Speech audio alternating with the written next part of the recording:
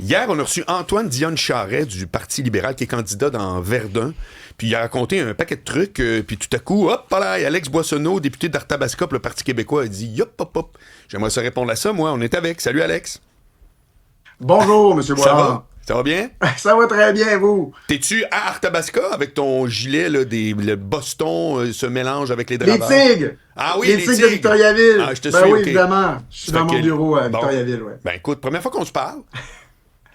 Enchanté. Merci de m'inviter, c'est apprécié. Pareillement. Alors, écoute, on va écouter un morceau, si on peut dire, de ce qu'Antoine a dit hier, et puis après, je t'écoute. Quand le chef du PQ dit les artistes au Québec sont des traîtres parce qu'ils perçoivent des subventions du gouvernement fédéral, on n'est pas loin. Franchement, là, ce sont des traîtres. Il parle d'aplaventrisme. On n'est pas loin. Je te parle d'un discours, là. Je te parle d'un propos. Oui, oui. Je suis pas en train d'accuser ou pointer du Non, doigt. non, je t'entends. Ça me préoccupe. Ça, franchement, ça me préoccupe. Quand le chef du Parti québécois nous parle du régime canadien qui tente de nous assimiler, ben moi, je ne savais pas qu'en Saskatchewan, on cherchait à assimiler les Québécois. Je ne savais pas qu'en Ontario, on se réveillait le matin. Ça, c'est inquiétant comme discours. Parce que moi, je respecte l'option souverainiste. Je respecte le projet. Là. Je trouve que c'est un projet qui est légitime et qui est respectable. Je suis contre, parce que je pense que ce n'est pas la solution pour le Québec. Mais parfois, on tient des propos en politique qui vont trop loin. Ça, c'est deux exemples. OK. Deux exemples que je te donne de propos que je trouve dangereux, franchement. Alex. Il fallait que je réagisse à ça, évidemment. C'est pour ça que je me suis prononcé sur les réseaux sociaux. C'est la première chose qui m'a un peu interpellé, je dirais même déçu d'Antoine Dionne Charest, parce que c'était le premier volet de mon message, de dire, de déformer les propos du chef pour lui prêter des intentions ou le faire paraître comme étant quelqu'un de radical ou d'extrémiste ou Dieu sait quoi. Évidemment que Paul Saint-Pierre Plamondon, chef du Parti québécois, n'a pas parlé de traite dans le milieu culturel. D'ailleurs, on parle d'une controverse qui a eu lieu en décembre, il y a des mois. Il s'était excusé pour ça, il avait dit que les mots étaient trop durs.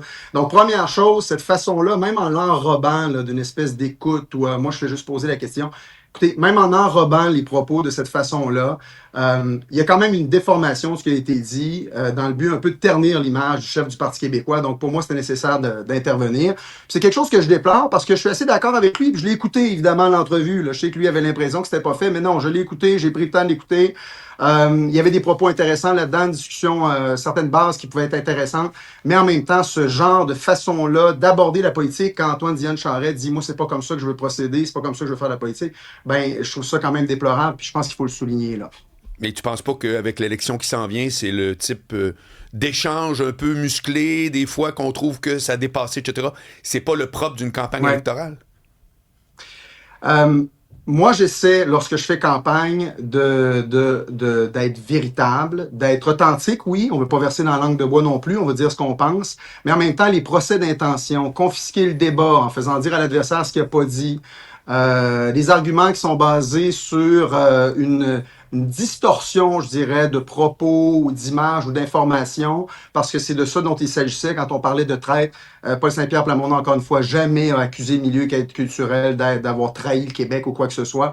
Donc, il y a un ton à adopter, puis il y a une vérité aussi à respecter. Nous, on veut s'adresser à l'intelligence des gens, l'intelligence des électeurs quand on va faire campagne. Pour moi, c'est très important. Évidemment qu'il va y avoir des prises de bec un peu plus musclées, c'est normal. Mais quand on va trop loin, je pense que c'est important de le dire aussi. À un moment donné aussi, il a dit que sa prétention, c'est qu'un Québec souverain aurait de la misère à répondre à l'ère Trump ou post-Trump. Qu'est-ce que tu réponds à ça? Ben ça, c'est la deuxième chose, M. Boilard, qui m'a agacé. Cet argument, on en parle, hein, l'argument de la peur, la campagne de peur, c'est pas le seul argument qui est évoqué. Je vais être bon joueur, là, c'est pas le seul argument. On a parlé aussi de 29% des revenus du Québec qui provient du gouvernement fédéral. C'est un argument fallacieux, à mon avis, on peut y revenir. Mais quand même, ce que je déplore, moi, c'est quand on sort sur la place publique, on utilise l'argument de la peur en parlant d'une incertitude à venir, en supputant sur le fait que le Québec sans le Canada serait pas en mesure de faire ce que 195 nations sur la planète font quotidiennement, c'est-à-dire prendre en main leur propre destin. Sans défendre l'option fédéraliste. Donc, pour moi, c'est souvent ça qui revient sur la place publique. Il y a des gens qui disent, ben là, arrêtez d'utiliser l'argument de la campagne de peur. Ben oui, parce que remarquez que souvent, l'argument du camp fédéraliste, puis c'était le cas avec Antoine Dionne Charest hier, c'est souvent de dire l'option Québec, l'option de l'indépendance au Québec, c'est pas bon parce que les Québécois sont pas capables, parce qu'il va y avoir de l'instabilité. mais défendez l'option fédéraliste, défendez ce qu'Ottawa a amené au Québec. Pourquoi c'est un avantage pour le Québec de faire partie de cette fédération-là? C'est pour ça qu'on ramène souvent cette idée-là, dire sortons de la campagne de peur, argumentons sur la valeur d'une option ou de l'autre. Nous, on a présenté un livre bleu d'à peu près 500 pages pour présenter nos arguments, dire regardez, un État, un Québec pays, ça pourrait ressembler à ça. On n'a pas toutes les réponses, évidemment, mais on propose quelque chose qu'on essaie de faire de façon constructive. Évidemment, moi, j'attends le livre rouge du Parti libéral pour nous dire de quelle façon Ottawa avantage le Québec. Mais pour l'instant, c'est pas ça que j'entends. C'est souvent un argument qui est basé sur des supputations, sur Donald Trump, l'incertitude, le Canada qui nous protège parce qu'on est trop petit, on est trop faible pour faire ce que les autres pays font. Et c'est ça que je déplore. Donc, évidemment, c'est l'autre élément qui m'agaçait dans les propos que j'ai entendus hier. Puis c'est pour ça aussi que je suis sorti sur les réseaux sociaux. C'est super intéressant ce que tu dis. Preuve en est que les sondages disent qu'il y a 70% des Québécois qui veulent voter oui, puis 30%... Ah non, je me trompe, excuse, c'est l'inverse. Ouais. Tabarouette. Non, mais comment si c'est si implacable ce que tu dis, pourquoi c'est 70-30, Alex Boissonneau? Ben, je dis pas qu'on n'a pas une pédagogie à faire. Je dis pas qu'il n'y a pas des arguments à amener puis des gens à convaincre. Puis moi, je l'ai dit souvent, ça d'ailleurs, dans des prises de position publiques, quand je parlais à l'Assemblée nationale, aux médias, aux journalistes, c'est de dire, écoutez, je dis pas qu'on a convaincu tout le monde. On est à peu près à 30%. On se maintient dans les chiffres historiques. 30, 35%, des fois un peu plus, des fois un peu moins. Par ailleurs, c'est à peu près ce niveau-là, juste avant le référendum de 95. Donc, il y a une pédagogie à faire, il y a un travail à faire à ce niveau-là. Mais ce que je comprends, par contre, c'est que contrairement à ce qu'on avait il y a 5, 6 ans, 10 ans, les gens sont prêts à nous écouter. Les gens sont prêts à avoir ce dialogue-là. Si on arrive avec des arguments, puis on dit, regardez, pour nous, il n'y a pas d'avenir dans le Canada financier et culturel pour le Québec pour telle et telle raison. Et ce que nous, on présente comme ouverture pour le au Parti québécois, pour un Québec qui serait souverain, c'est tel et tel avantage de gérer nos finances, par exemple, de faire nos choix, de pas être d'être à la table pour ne pas être au menu, là, pour citer Mark Carney, parce que dans le contexte actuel, ce serait bien qu'on prenne des décisions pour l'intérêt du Québec. Donc, on est prêt à avoir cette discussion-là. Moi, je pense que les Québécois et Québécoises sont prêts à avoir la discussion aussi. C'est pas dire qu'ils sont tous convaincus, là, il y a un travail à faire. Mais je pense que les bases sont quand même intéressantes pour qu'on puisse avoir des échanges là, intelligents sur ce projet-là, qui, à mon avis, est tellement un beau projet. C'est quoi ton explication, Alex, que dans les sondages, vous êtes premier, puis que dans vos statuts, c'est le préambule numéro 1, que le but du Parti québécois, c'est de faire du Québec une nation autonome, et que c'est 70-30, c'est-à-dire 70 qui disent « Ouais, mais moi, non ouais. ». Comment t'expliques ça auprès, là? C'est quoi la psychologie de vos électeurs qui disent « Oui, mais non ». Ouais. Ben, je pense que les gens votent pas pour seulement une chose, là. Je pense qu'au Parti québécois, on a une excellente équipe. Je pense qu'on l'a démontré même dans les candidatures qu'on a présentées. Je pense que notre authenticité, le travail qu'on fait, la rigueur qu'on a, je pense que c'est quelque chose qui parle aux électeurs aussi. Les gens constatent au Québec que la CAQ, là, qu'on l'appelle Équipe Christine Fréchette ou CAQ François Legault, c'est le même parti qui nous a dirigés avec le gâchis qu'on connaît et le gaspillage des fonds publics depuis 8 ans. Les gens comprennent ça, donc se tournent vers une alternative qui est bien représentée au Parti québécois, qui pourrait faire un bon travail. Et il y a évidemment aussi la question nationale. Donc, il y a un tas d'enjeux. Évidemment, ça passe par une consultation populaire aussi. Là. Souvent, il y a des gens qui, justement, en brandissant un peu un épouvantail, parlent de référendum, puis il va y avoir un référendum. Le référendum, c'est un outil qui est commun dans les pays démocratiques de consultation populaire pour faire valoir une option ou une autre. Nous, l'option, c'est l'indépendance du Québec. Alex, c'est pas une option. C'est pas une option parmi d'autres, là. C'est comme si tu disais, hey, moi, je le dis pas dans ce sens-là. vais aller manger au restaurant mexicain, mais j'ai haï les tacos, j'ai haï les crevettes. Tu sais, à un moment donné, ça marche pas, là. Ça fait que si tu veux aller voter pour le PQ, ça vient avec. Je comprends, puis je comprends, puis je veux pas dire que c'est une option comme une autre. Ce que je veux dire, c'est que le référendum nous permet, comme outil, de nous prononcer démocratiquement sur une option ou une autre. Mais évidemment que la souveraineté du Québec, c'est une option fondamentale. Pour nous, c'est l'accomplissement de notre destin comme peuple. Donc, c'est pas rien.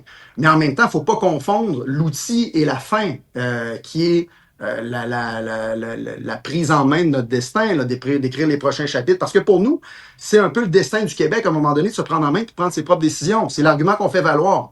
On peut discuter après ça. Puis évidemment, la consultation populaire, c'est de dire qu'on est dans un pays démocratique, on va consulter la population. Donc, je reviens à la question que vous m'avez posée.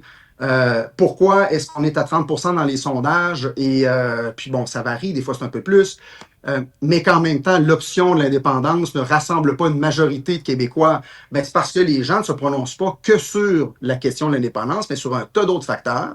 Et évidemment, il va y avoir une consultation populaire aussi pour dire, est-ce que vous êtes prêts à faire ce pas-là qu'on vous propose, qui pour nous est l'accomplissement du destin du Québec, de gérer par nous-mêmes selon notre intérêt national. Donc là, évidemment, il y a encore des gens à convaincre, puis c'est le travail qu'on fait, puis que je pense qu'on fait de façon rigoureuse avec le budget de l'an 1 qu'on a présenté il y a quelques années, puis avec le livre bleu qu'on a présenté récemment. Là.